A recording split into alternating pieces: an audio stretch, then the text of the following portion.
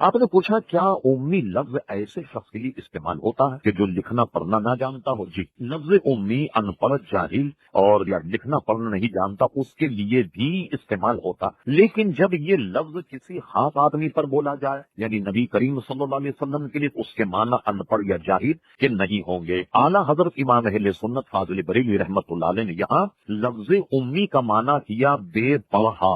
اس پہ توجہ کیجیے، ان پڑھ نہیں کہا، کیونکہ ان پڑھ تو ایک بدنام لفظ ہے۔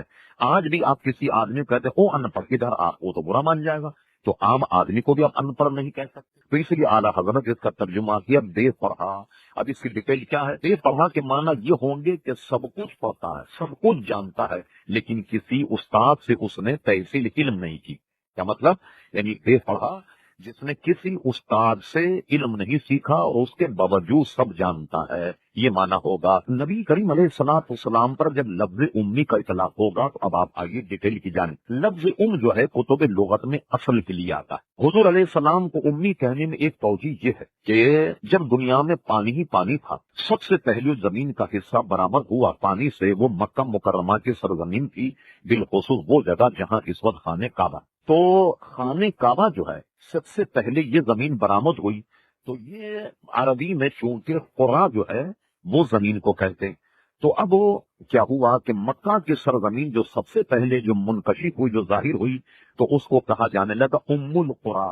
ام کے معنی اصل اور ماں کے بھی آتے ہیں۔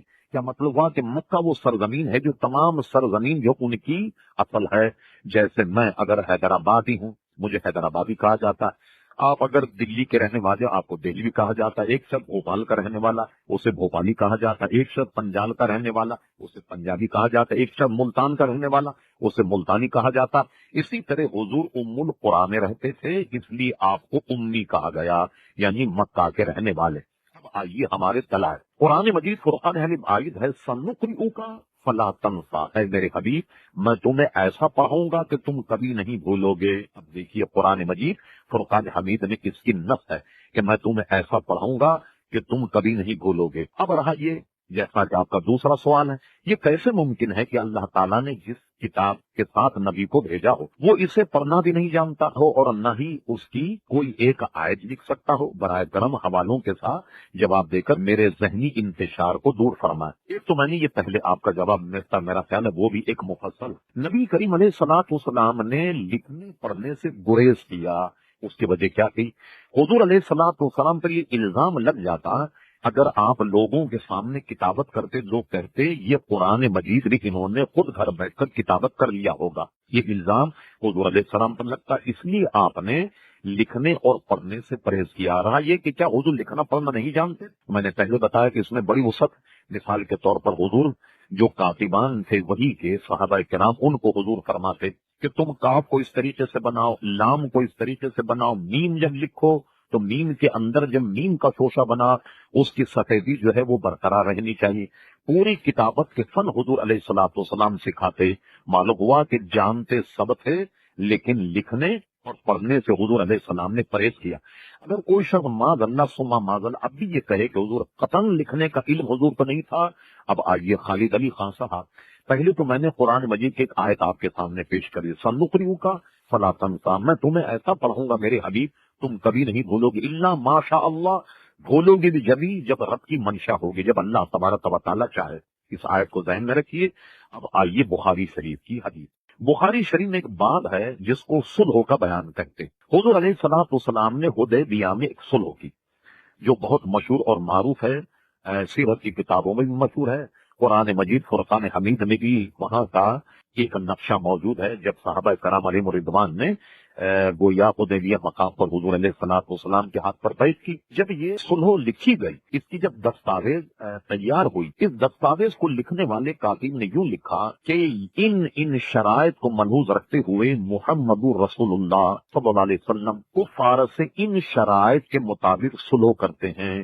اب ادھر کے جو لوگ تھے صلح نامہ جب پڑھا گیا تو کفار مشرکین کے جو سردار انہوں نے اعتراض کیا، انہوں نے کہا آپ اس میں سے لفظ محمد رسول اللہ کو جو ہے وہ محو کر دیں، اسے مٹا دیں، آپ اس کی جگہ لکھیں محمد ابن عبداللہ۔ ہم تو آپ کو محمد عبداللہ کا بیٹا مانتے ہیں، اگر ہم نے اس پہ دستخط کر دیے تو گویا ہم نے آپ کو اللہ کا نبی اور رسول تسلیم کر لیا، تو آپ اس میں سے اس کے محو کر دیں، بغیر اس کے صلح نہیں ہو۔ بخاری میں ہے حضور علیہ السلام نے وہ دستاویز حضرت علی کو دی، فرما علی اس میں سے تم لفظ محمد رسول اللہ کو کاٹ دو اور اس کی جگہ لکھ دو محمد ابن عبداللہ۔ حضرت علی نے وہ دستاویز لی، یہ بھی کمال ہے، دیکھی ایمان اگر ہو، یقین ہو، حلاوت ہو، ایمان ہو تو ایسا۔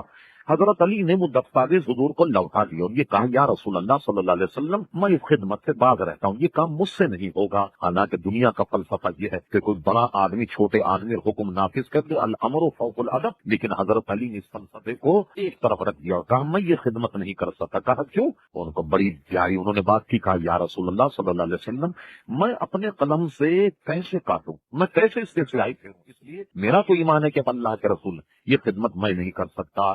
اٹھائیے بخاری شریف، نبی کریم علیہ الصلوۃ والسلام نے یہ لائن خود کاٹ کر خود کتابت کی جو بخاری شریف میں موجود ہے۔ اب مجھے بتائیے اس حدیث کو جو بخاری میں کیا کوئی بدتمیز یہ کہہ سکتا ہے؟ نبی کریم علیہ السلام کے شان میں گستاخی کرنے والا کہ ماذ اللہ امی کے معنی جاہل کے تھے، امی کے معنی جو ہیں وہ ان پڑھ کے تھے، ہرگز نہیں۔ حضور علیہ السلام علم کے اعتبار سے یہ سب کچھ جانتے تھے، اس کے باوجود حضور نے پڑھنے لکھنے کی اجتناب کیا تاکہ لوگ آپ پر یہ الزام نہ لگا دیں کہ یہ قرآن مجید فرقان حدید بھی آپ ہی کی دیات ہے اور آپ ہی نے گویا اس کو جو ہے وہ لکھا۔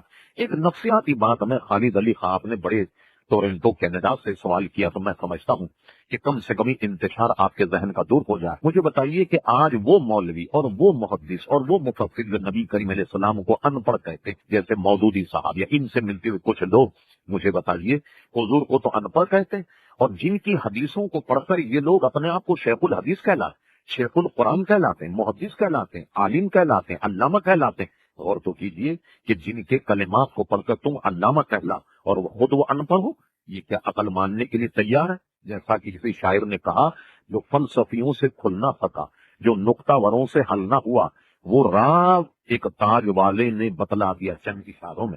بڑے بڑے ذہین اور بڑی بڑی عقلیں پیچھے رہ گئیں اور نبی کریم علیہ الصلوۃ والسلام کا اسلام اور دین جو ہے وہ غلبہ پا رہا ہے۔ اب آپ اس تناظر میں لفظ امی کی تفسیر ملاحظہ فرما لیجیے اور بار بار اس کو سماعت فرمائیے۔